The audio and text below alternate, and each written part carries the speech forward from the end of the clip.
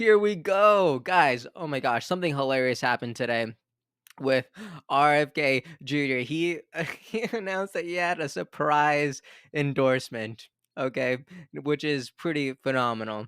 And he released this video, and it is the funniest thing I've ever seen from the Kennedy campaign. And I'm so excited to share. It came out like an hour ago, and I can't stop laughing every time I watch it. Now, to be clear, it is kind of a play on Kamala's video wherever she gets a surprise phone call by the Obamas, and it is just so funny. So we're gonna watch both. Other things to expect in this video. President Trump is literally hitting copy paste on so many of RFK Jr.'s ideas. In this particular idea, he's talking about Bitcoin and using Bitcoin to erase the national debt. And it's like anyone who knows RFK Jr. knows that he has been talking about this. He's been talking about this for so long. He was at the Bitcoin conference last year. He was at this Bitcoin conference. He has been very pro Bitcoin for a very long time. And even his website discusses so many things about Bitcoin and utilizing Bitcoin and securing our future with this cryptocurrency. And I just think it is pretty, it's hilarious. And also, we see President Trump hit copy paste again by talking about big pharma and chronic disease and what he's going to do as president. And again, we've seen RFK Jr. stance on this for so long. Anyways, let's get into it. And we're going to start with this iconic video of the Obamas endorsing Kamala Harris, and then we'll watch RFK Jr.'s endorsement. But it is just hilarious. And also, Kamala has been getting some heat for this video, but yeah, let's watch it. Kamala. Hello. Hi. Hey there. Oh, hi. You're both together. Oh, it's good to hear you both. Why wouldn't a married couple be together? Why is it so surprising? I digress. Also, why are you already mic'd up? Whatever. I can't have this phone call without saying to my girl Kamala, I am proud of you. This is going to be historic. We called to say Michelle and I couldn't be prouder to endorse you and to do everything we can to get you through this election and into the Oval Office. Oh, my goodness. Michelle, Brock, this means so much to me. I'm looking forward to doing this with the two of you, Doug and I both, and getting out there, being on the road. But most of all, I just want to tell you the words you have spoken and the friendship that you have given over all these years mean more than I can express. So thank you both. It means so much. And we're going to have some fun with this too, aren't we? Wow. All right. Pretty good video, right? You could have some questions like, first of all, why did President Obama wait so long to endorse Kamala? Because like I don't know if you remember, but whenever President Biden decided to step down from the race, President Obama released a statement on Medium, and he was discussing how he believes that the best thing to do for this country is to hold an open primary. Right, it could be short, but there's going to be a short process where people are going to be able to see a a slate of candidates, and then we'll be able to choose. Right, like there could have been that process, but for whatever reason, 7 days after he released that statement, he ended up endorsing Kamala, right? And I just think that's fascinating, right? Because as soon as President Biden agreed to step down, so many people, like Gavin Newsom, so many people were so quick to endorse Kamala. They didn't know what she stood for, but they were so quick to endorse her, which is, you know what, you could do whatever you want. I just think it's interesting. So now coming back to RFK Jr.'s surprise endorsement. Okay, so a lot of good vibes here. Really, it's all fun, but let's watch it. Oh, a surprise call. Hey, Bobby? Hi, Russell. Yeah. Also, this is the last time. This is the last time I pause it before I let this video play out. I just want to ask you. All right, right now in the comments section, who did it better? All right, Kamala or RFK Jr. You let me know. Okay, you let me know in the comment section who did it better. Okay, I'll share my thoughts on there too. All right, actually, no, I won't. RFK did it better. Okay. Hi, Russell. Yeah, it's Russell. Hey. It's great to speak to you as well. Listen, I just wanted to call you to let you know that I've just been trying to get you some endorsements. Endorsements, oh man, that's so kind of you. Who have you been trying? Well, I've tried the Clintons, I've tried George Soros, Bill Gates, I tried the Obamas. I thought they might be good, well, at least brand recognition. Listen, no one's interested in backing you, Bobby. Not Newsom, not Soros, none of them, even Klaus Schwab. I mean, I think he said no. I couldn't tell, he had a lot of saliva in his mouth. But Russell, that's so kind of you, and I'm so touched that you made that effort, but have you ever looked at any of my social media or read any of my books? Because I've sued most of those guys, and I think that's not a list of names that I would expect to endorse me, although I'd be flattered. But the good news is that I am endorsing you. I mean, I can't vote, obviously. I'm English. I'm unable to vote. But I think what you're probably going to require is for actual American people to get up and vote for you. There we go. Bobby, I think the globalists are onto me. That's a CIA plane. Bobby, listen. You know, it's the same. Bobby, what's going on with those dogs? Are you eating that dog? You need a dog, Russell. It was a goat. Is it you or the brainworm? Which one of you is eating that dog? I mean, come on. This is so it's so good. It's so good. I love it. Anyways, Russell Brand endorsed RFK Jr. I don't know how you feel about Russell Brand. I kind of like the direction that he's been going on lately. I think it's definitely interesting. Anyways, that happened and that's exciting. So I really wanted to share that with you. Other things that happened, like I said, we're going to talk about President Trump and his somewhat new position on Bitcoin. Check this out. This has been making its way in the Twitter sphere or the X sphere. Check it out. They think it's good. Who knows? Maybe we'll pay off our $35 trillion, hand them a little crypto check, right? We'll hand them a little Bitcoin and wipe out our $35 trillion. But how do you... Wow. Great idea. Right. Great idea. Using cryptocurrency to deal with our national debt. It sounds good, right? It sounds good until you realize it actually sounds very familiar, right? Because look at this. I love this photo shared by American Values. Trump campaign. RFK Jr. Totally copy pasting. And I think it's just true. It's just true. Now, I want to share RFK Jr.'s position on Bitcoin. I know a lot of you guys probably already have seen him at Bitcoin conference where he talked about this. I will share what RFK Jr. shared on his Twitter. Okay, check it out. Intend, as President of the United States, to sign an executive order on day one, directing the Department of Justice and the U.S. Marshals to transfer the approximately 200,000 Bitcoin held by the U.S. government to the United States Treasury, where it will be held as a strategic asset. There we go. On day one as president. This is probably some of my favorite moments of RFK Jr. just because he is so practical in how he talks. Like he's speaking in listicles here, right? Like on day one, I'm gonna do this. On day one, I'm gonna do this, and it's just great. Also, he says something on his policy page on his website that I think is just incredible. That I think should be true of all politicians for all of time. I'll show you. I will sign another executive order directing the U.S. Treasury to purchase 550 Bitcoin daily until the U.S. has built a reserve of at least 4 million Bitcoins and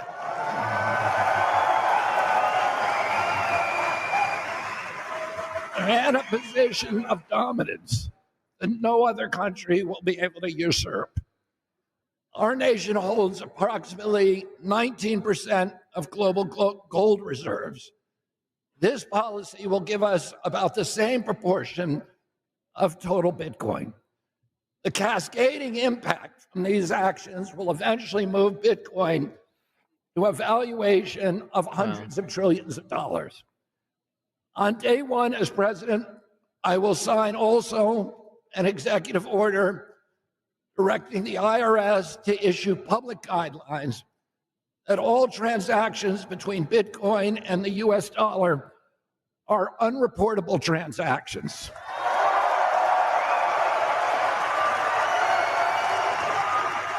and by extension, non-taxable.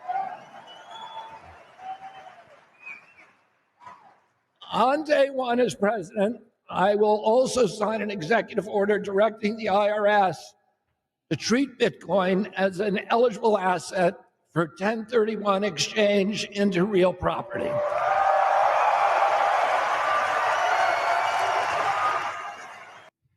There you go. RFK Jr. sharing some of his stances on Bitcoin. And if you're curious to see him actually say kind of the same words that Trump said over here about using Bitcoin to pay off the $35 trillion in debt, check this out. This might make you happy to see. I'll only play 10 seconds of this. The estimate, it will yield about $50 trillion. That generates about $5 trillion a year in wealth, and that will completely eliminate our budget deficit. So it's the way to solve our debt problem. And not only that, but And again, I believe this is at the Bitcoin. Yeah, this was at the Bitcoin conference as well. And both President Trump and Mr. Kennedy were both in attendance. So, I mean, you could speculate and say that something like this actually happened, right? Where the Trump campaign totally just copy pasted. You could speculate, right? I mean, for me, like that's kind of what I'm seeing happen here, right? It seems a little ironic. Now, I also want to mention how I don't know if this is bad, right? I don't know if it's bad for a politician to steal another politician's idea or ideas, right? Because he actually does steal another idea here. But I don't know if it's necessarily bad because I think whenever I think about this, if someone else has a better idea than me, right? I'm thinking about how how this idea could do the most good in the world, or how how something could have the most impact in the best of way, right? And if someone else's idea is just genuinely stronger than yours, I don't know if it's a bad idea to I don't know if steal is the right word, but to implement their idea, right? So I don't know. I think it's a good thing for politicians to, and this is why I think the collaborative process is just so important. Like I don't know if people should be so stubborn on their ideas or just to cling on to their ideas. Like if there is an idea that is just genuinely so profound and insightful, I think that idea, in order for it to do the most good, it needs to exist in the marketplace. It needs to exist in the world. It needs to exist in the public forum. And I think the public forum is happening right now. The public forum is on whenever Trump is on Fox Business. The public forum is whenever we're on X or Twitter debating these things. The public forum is whenever you're in the comment section talking about these things. Right. The public forum is whenever RFK Jr. is at the Bitcoin conference, right? He's in front of genuine people and he's hearing their feedback through the claps, right? Because these people have a lot of stake in the game, right? I believe this is the public forum. So my suggestion, if I have a suggestion, is I don't know if I want this video to be like, oh my gosh, I don't know if I want to throw any cheap shots at President Trump and say like, oh, he has no he's lacking creativity because he doesn't have like good enough ideas for himself, so he's just copying someone else. I don't know if that's what I want my position to be. I think I want my position to be if someone else has a better idea than you do, I think we should go with the better idea, right? Like I think it'd be so ignorant to just excuse a great idea just because it's not yours. Okay, that is just not good. If you want to impact the most amount of people, and if you want to do the most good, and you want to create the if you really want to push humanity forward, all the good ideas probably aren't going to come from you. That's just impossible. But when you have a collaborative process, when you are so open-minded to listening to other people, then I believe that filters out the best ideas. The best ideas will ultimately rise to the top because other people will scrutinize your ideas. Other people in this collaborative process, you'll find faults. You'll be able to discern what actually has substance and what doesn't. So personally, I think this is a great example of how I think this is a great example of how I believe politics should work. Like, if there's a great idea, I don't think it should just be yours. I think it should be everyone's. Like there's this great quote, and I'm gonna spitball this. I don't have this in my notes or in a slide, but I believe it was by Craig Rochelle, and he was saying, "I don't want to be creative, or I don't want to be original. I want to be effective." Craig Rochelle, and I think that's such a beautiful way to look at things, because sometimes you could think, "Oh my gosh, I wish I was more creative, like, this needs to be my idea, this needs to be just unique," right? But he suggests that if that's what you're chasing, you actually won't have the most impact. You actually won't create the most change, right? Because in order to be effective, sometimes you'll need to do things that are already that already exist. Sometimes you need to utilize things that already exist. So I just think that's really, really interesting. And again, not to discredit Kennedy at all, but I just think I don't think it's a bad idea for politicians to say, "You know what? Someone else actually had a great idea." Do I wish Trump would have said something like, also, this idea came from RFK Jr. Do I think that would have been awesome? I think that would have given a lot of credit to RFK, and I think a lot of people would have been really excited to hear that, but obviously we didn't have that, right? That's not what happened, but we were able to see something in kind of real time suggest that this idea does have substance to it. So I think that's awesome. And if you want to read more about how Kennedy sees the future, Bitcoin, blockchain, cryptocurrency in general, I think you should go to his website and look at his policy on this, because I think a lot of it is really, really interesting. So definitely check that out. Now, I'm glad I said all that because he also recently shared this video. I saw this yesterday, and this person said, "Breaking: Trump will be investigating big pharma for the stunning rise in autism, infertility, allergies, and child illness." Okay, very interesting. Now, let's watch this. Now, again, we all know that RFK Jr. talks a lot about this, so we're not going to be too surprised here, but it is interesting to see the copy paste, right? In recent decades, there has been an unexplained and alarming growth in the prevalence of chronic illnesses and health problems, especially in children. We've seen a stunning rise in autism, autoimmune disorders, obesity, infertility, serious allergies, and respiratory challenges. It's time to ask, what is going on? Is it the food that they eat, the environment that we live in, the overprescription of certain medications? Is it the toxins and chemicals that are present in our homes? Every year we spend hundreds of billions of dollars to treat these chronic problems rather than looking at what is causing them in the first place. Too often our public health establishment is too close to big pharma. They make a lot of money, big pharma. Again, RFK Jr. has talked about all of this, right? He's talked about the rise in autism. He talks about how he doesn't really trust the food. He talks about how a lot of a lot of these processes are being manipulated, and they're doing a lot of harm to the American public, and he spends a lot of time talking about vaccines and how they need to be scrutinized, right? In the same way that we scrutinize all these other drugs, right? So yeah, nothing new here, but it is coming from President Trump. Big corporations and other special interests, and does not want to ask the tough questions about what is happening to our children's health.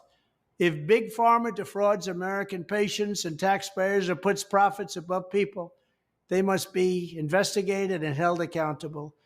When I'm back in the White House, I will establish a special presidential commission of independent minds who are not bought and paid for by Big Pharma, and I will charge them with investigating what is causing the decades long increase in chronic illnesses.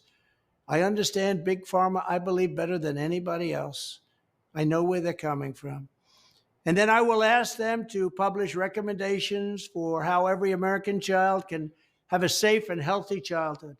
This is a conversation that is long overdue, and it's a conversation that American families deserve. American families must have this conversation, and they must have a leader, a president, who can do something about this problem. And I will do that. Thank you. Yeah, so a really, really interesting stuff. And again, I don't need to tell you, if you've been listening to RFK Jr. for a while, like this is not new at all. He spends so much time on podcast discussing these very things, right? On end. And I'll play a short clip. I strongly recommend watching this whole podcast. I think it's really, really fascinating. But again, RFK Jr. has spent so much time on end, like breaking down these really complex ideas, especially with regards to vaccines, big pharma, what happened at COVID. So I think it's right to definitely be asking these questions. And you could say like, oh, Trump, like I just don't like that he's stealing ideas, right? Like I don't like that he's totally just coming on Kennedy's website and hitting copy paste all these things. Now you have your opinion. You could definitely believe that. I think that's fair. This is RFK Jr.'s policy on the chronic disease epidemic. I think this is really great. Also, earlier in the video, I discussed that I loved something that RFK Jr. said, and it's this quote that's on his page.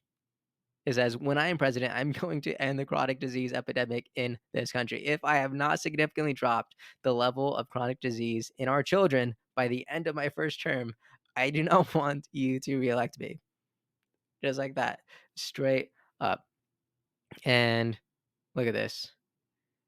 Here, he brings up some other stats and he brings up his action plans, talks about big pharma, regulating things, and I just think this is all awesome and I'm excited to see this, right? And again, kind of my earlier idea about like I'm just excited about these conversations being had, right? If you're someone who you've always enjoyed Kennedy's policies on this, you've always enjoyed this position, I feel like you should be happy to know that other politicians, other candidates are also seeing this and that they're committing to also addressing that issue, addressing that dilemma. I think this is a good thing. If every candidate started deciding, you know what, I do need to look into big pharma. You know what? I do think Bitcoin is the future. Or you know what? I need to do X, Y, or Z. If every candidate started looking at the marketplace of ideas and started seeing what was at the top or what's actually critically important to our nation, then I believe the most good would ultimately be done for Americans. I believe that truly. Anyways, what do you think about all this? Right? You agree with me? You disagree with me? You agree with Trump, Kennedy? You let me know. I have a feeling there's going to be quite a few people who kind of disagree with my perspective on here, which is fine. Right? Again, hey, public forum here, right? You let me you let me know your thoughts on this in the comment section and I'll try to be there and I'll respond, right? All of what I try to do truly is I try to bring perspective and I try to kind of look past what's initially in the forefront. So that's all I wanted to do. I think that's everything I wanted to say here.